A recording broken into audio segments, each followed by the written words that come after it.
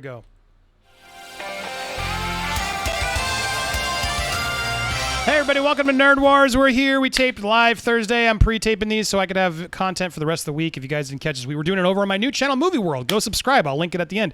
But guys, so happy to have Danny over at Geekdom still here. Damien, my man Chris, and Adon. We're all here talking. We had some fun topics. But guys, I just saw this tease today. Dan Aykroyd's out there doing some press, and they have already announced that Ghostbusters Afterlife feeds into the possibility of more sequels.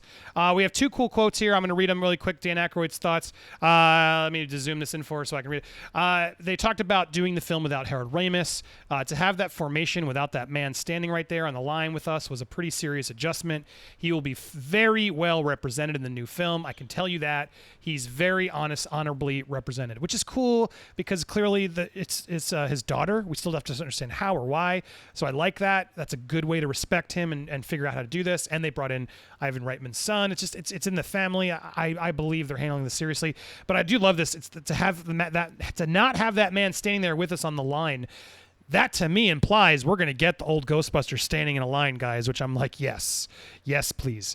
But beyond that, he also went on to say Jason Reitman is passing the DNA of the first two movies directly to the new generation. It's just a lot of fun to see these terrific young actors slinging the old Cadillac around and having the equipment in their hands. The story that develops from that is scary and funny and heartfelt and also funny. You said it twice. And it feeds into the possibility of more follow-ups with this group and with others who want to join. Look, I take that as positive. Typically, I would get frustrated by a film saying, yeah, we're already planning 5 sequels. But with Ghostbusters, if you're going to do it, it's nice to know that they're prepared for a potential in success. Does this worry you guys or does this excite you? Are you guys excited for Afterlife? I think it shows that they're very confident in this film. I think that's one thing that I feel like 2016 did not have is confidence.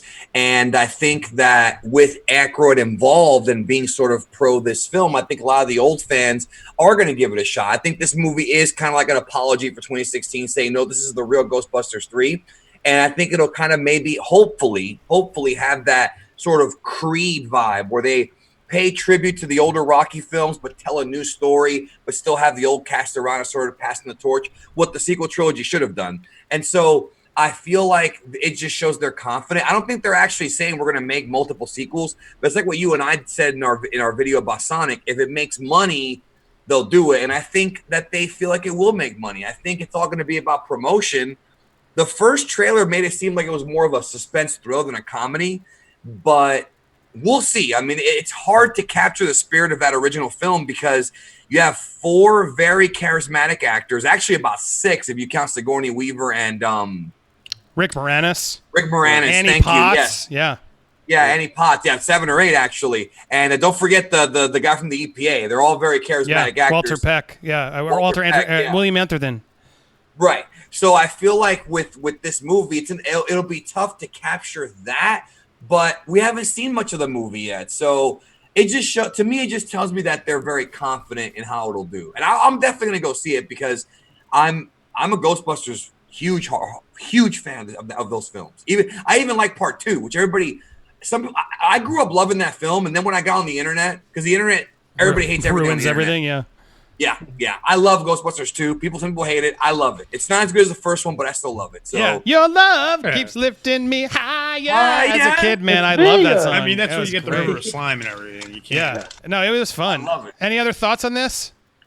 I think they did. I mean, first of all, we got some of the actors from Stranger Things. I think they've been able to do these child actor films like It and things of that nature where they are able to capture essence of what we used to have when we were growing up with the Goonies and things of that nature. I think the wonder of being a Ghostbuster, what kid doesn't want to be a Ghostbuster and what kid doesn't want to overcome their fears? I think there's a lot that can be said there with a coming of age story. The Ghostbusters themselves, even though they were older, they all really kind of found themselves while, busting ghosts. And I think that, especially if there's a lineage there, I don't mind lineage stories. I don't mind stories that sit there and go, all right, we're passing it on to the next generation. What I don't like is when they erase the past and then try to completely Kylo Ren it and retcon it, and all of a sudden my favorite characters are playing different roles and confusing Luke Skywalker. Side world situations. So, I think the spirit of this is in the right place. Yeah, well said. Don, thoughts on this? When I first heard about it, the immediate thought I had was Extreme Ghostbusters. And I remember that cartoon, and I enjoyed it for what it was, although it was definitely not as good as like real Ghostbusters. But then when I saw the trailer and hearing the feedback on it, I'm looking at it positively, and I'm being hopeful with it. I would be completely comfortable if there was a one and done, in all honesty. But I can see the logic in them saying we're confident enough to say we have this done in a way. If we need to do more, we can do more. It makes sense to me. Yeah, and that's I want to do franchise everything. I got to see more for me to know if I want more, obviously. But I'm not okay. I don't have a problem with them planning in advance. I think planning in advance is always can be a good thing. Yeah, Chris. I think but Andy, okay, sorry, go ahead, Chris. I think the best thing that they could have done, just to echo off what Damien said, was to cast Finn Wolfhard in this role, because he's used to playing in like an 80s style show, so like he can get in that mindset really well with Ghostbusters, and 2, he's donned the uniform and who cares?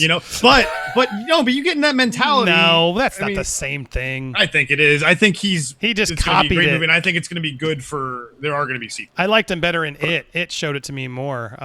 So we'll see you haven't seen him in this yet. But yeah, Andy, I like him. Go ahead, Damien. Yeah.